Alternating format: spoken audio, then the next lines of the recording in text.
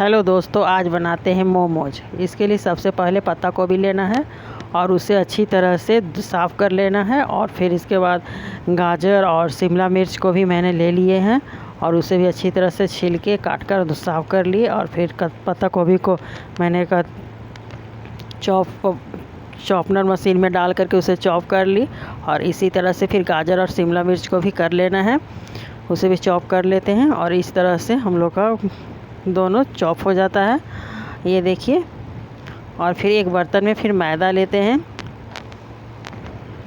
मैदा लेने के बाद इसमें थोड़ा सा नमक और तेल डालते हैं और फिर हल्का पानी डाल करके इसे सान लेते हैं, आटे की तरह गूंद लेते हैं।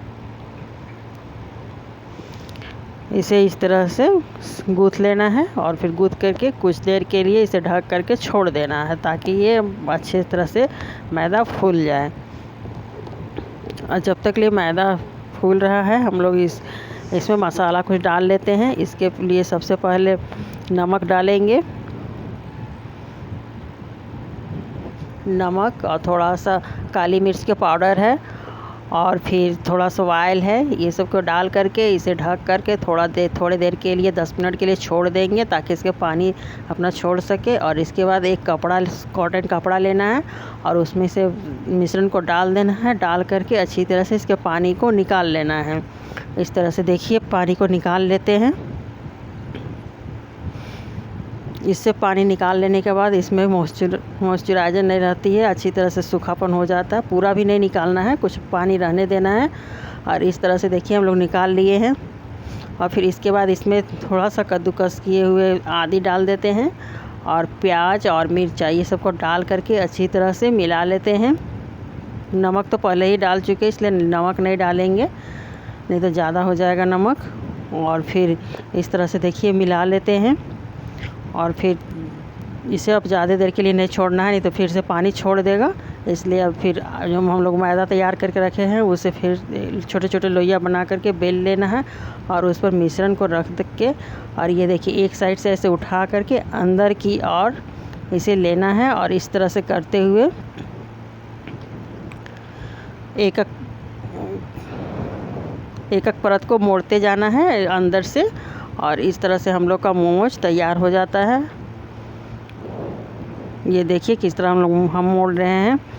और ये देखिए लास्ट में इसके कोने को घुमा करके ऐसे मोड़ देना है। ये देखिए इस तरह से हम लोग का मोमोज तैयार हो जाता है।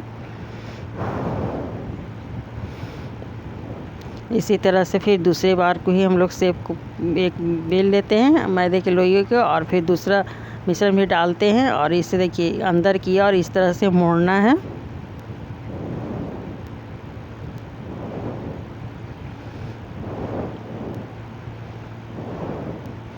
ये देखिए इस तरह से ऐसे मोड़ते रहना है ताकि फिर अच्छी तरह से मुड़ा जाए। और फिर ये सारे परत को ऐसे ही अंदर किया और बाहर किया और करके मोड़ देना है।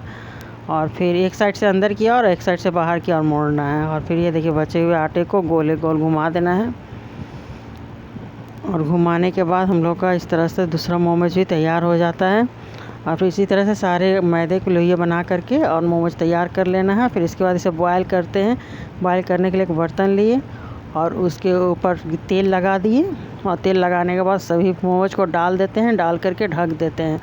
और 10 से 15 मिनट में हम लोग का इस तरह से मोमोज तैयार हो जाता है। बनाइए, खाइए, एंजॉय कीजिए।